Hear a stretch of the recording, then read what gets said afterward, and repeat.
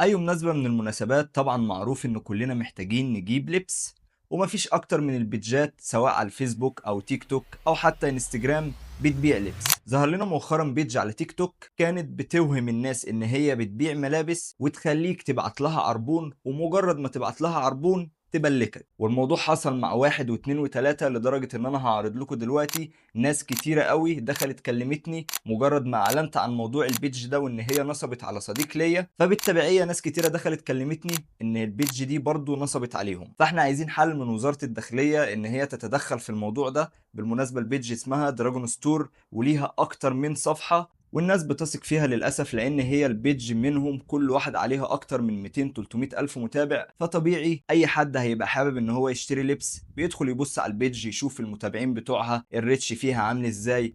وللأسف طبعا كل ده فيك، سواء عدد اللايكات أو المشاهدات اللي موجودة على البيدج دي. فمرة تانية اسم البيدج دراجون ستور. أتمنى من أي حد بيشوف الفيديو ده ما تشتريش من البيدج دي أيا كان الحاجة اللي انت نفسك فيها، انت أصلا مش هتعرف تجيبها. هما مجرد ما بيمسكوا عربون بيبلكوك. فكلنا نعمل منشن لوزارة الداخلية في الكومنتات علشان تبدأ ان هي تتحرى في الموضوع ده.